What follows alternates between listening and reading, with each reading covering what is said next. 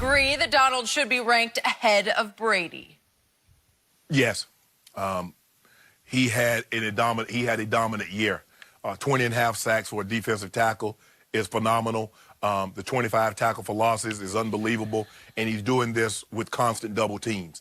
When you start mentioning, when you're in your third year, fourth year, and you start throwing the names around like Joe Green and Warren Sapp and Johnny Randall, and those guys are Hall of Famers and dominant defensive tackles, the best defensive tackles that's ever put on a uniform, and that's the kind of class that Aaron Donald's in.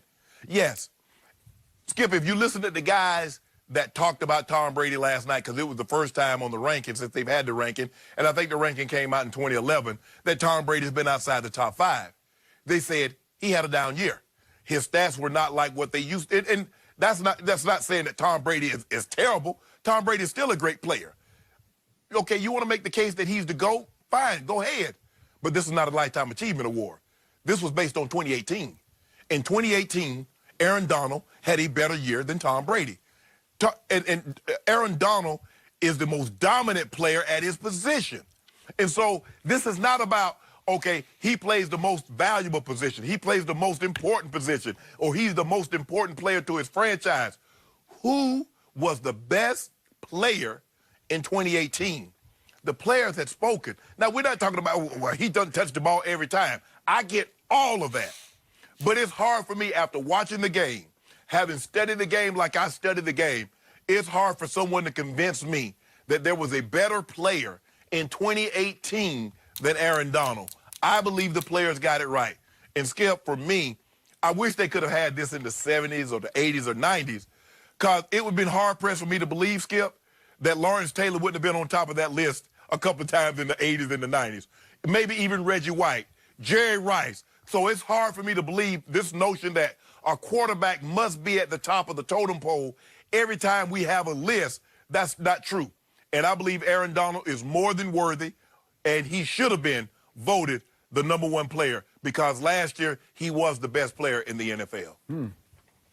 You know, Jenny, the other day I kept thinking, boy, Shannon keeps telling me he sees something I don't see. So I went on Wednesday and got my eyes checked. For the first time in a long time, actually. I actually got my eyes checked.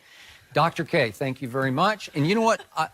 I got a completely clean bill of health. He said, you got perfect eyes. Now, I did get LASIK surgery, but it was way back in 1999. But I am perfect. I don't need reading glasses. I can read. Yeah. I can see far away, like 2015. Settled, hey, Skip. Hey, Skip, my eyes were good, too, till I started getting on this old clear stuff. Yeah, and then they get real blurry. They get cross-eyed. What is going on over there? Yeah. So I watched the playoffs last year. I don't know. Because it's my job, and plus I just watch them anyway, because I'm just addicted to the National Football League. So I watched 3 games that Aaron Donald played.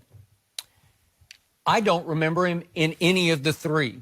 I honestly do not remember him playing against my Cowboys, at Saints, Super Bowl versus Patriots. I just don't remember a play that he made. Von Miller, you better believe it, back in that 2015 run to the Super Bowl. Lawrence Taylor, I attended so many of his games. He leaped off the page for me and off my TV screen. Every time I turned on an LT game, he just took the game over. They couldn't block him. They couldn't stop him. He played with a rage. He was an unholy terror on the football field.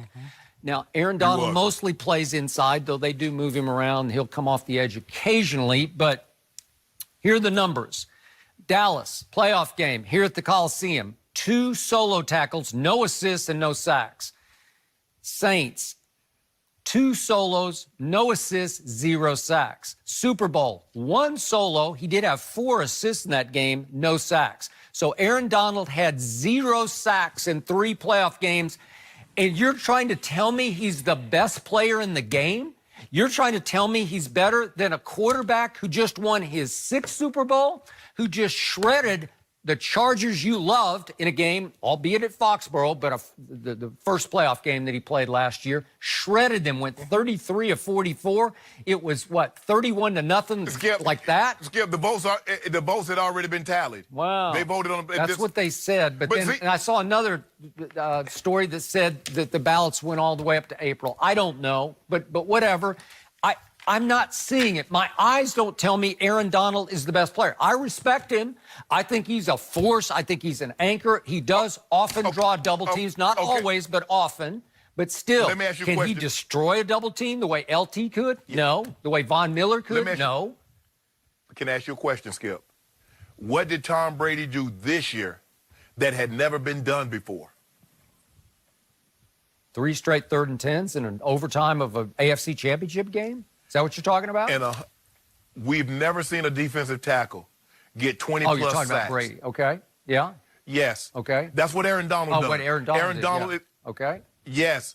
Skip, he's the most dominant player. Skip, and look, and like I said, this is not a Lifetime Achievement Award. We're not talking about is he the GOAT over Tom Brady. We can debate that another day. We can debate Tom Brady, Joe Montana, Jerry Rice, Lawrence Taylor, Jim Brown. If we want to have a discussion about who's the GOAT player, we can do that at another date and time. But in 2018, it's hard for you to say that Tom Brady had a better year than Aaron Donald. Tom Brady didn't have a better year than Patrick Mahomes. That's why he was ranked behind him.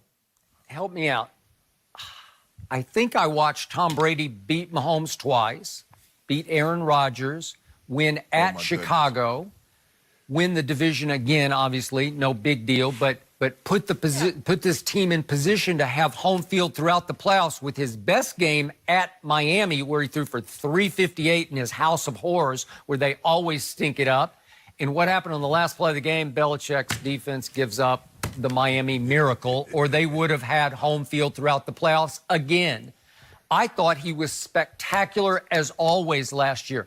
I guess the numbers weren't quite what they were the previous couple of years, but still, when it came to the playoffs, the game he played against the Chargers was up there with any output game that he's ever, in production and performance. It was just top of the list.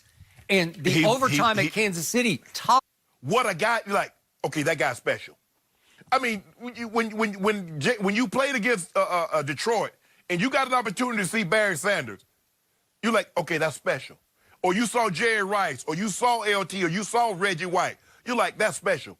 When you watch Aaron Donald, if you take him off on tape, and I know the casual fan's not going to do that, but you just watch him, Skip, that is dominance personified. It's not. He's as good at.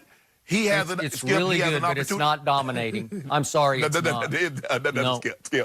Skip, trust. Skip, I usually that. Look, I do a lot. Skip, I would lie for you. I would never lie to you.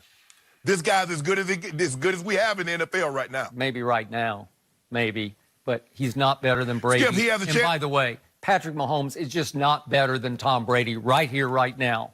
We saw 1 year, one starting year, in which the NFL did not have the offseason to try to figure out what are the kids' weaknesses, right? Skip, that's what I'm saying. This is not a lifetime achievement. This doesn't go back 2017, 16, 2008. This was about 2018. If you're going to sit here and say that Tom Brady had a better year, now, I'm not saying that the end result, because obviously you want to win the Super Bowl, but there's no way, Skip, you can make an argument that Tom Brady had a better year than Patrick Mahomes. I disagree with Drew Brees being ranked ahead of Patrick Mahomes. But that's neither here nor there. That's not what this discussion is about. This year alone, in 2018. Brady, Mahomes on the same field Sunday night, Foxborough, fourth quarter. This is where Tom Brady has made his money, although he takes a hometown discount. Tom Brady in the fourth quarter against Kansas City threw for 182 yards. That's beyond anything Mahomes did all year. I'm sorry, he's just better. He's smarter. He's more efficient. No, he's not, Skip. He's a better leader. No, Skip. And his team beat Mahomes' team. I'm sorry, beat him twice. He did not have a better year. Oh, so what about them 21 extra touchdowns? Okay. That Tom Brady left on the field? Okay, just real quick. I know we're running short of time here, but I got to do this because there was one great quote in that Mike Sando, The Athletic article about Pat Mahomes, and it rings so true to me because it was from a former head coach, and he said, You play for Andy Reid, and you're going to have numbers to the point where what's-his-name thinks he's a Hall of Famer, and that's Donovan McNabb, my friend. I love Donovan, but that's the point. You're going to have numbers.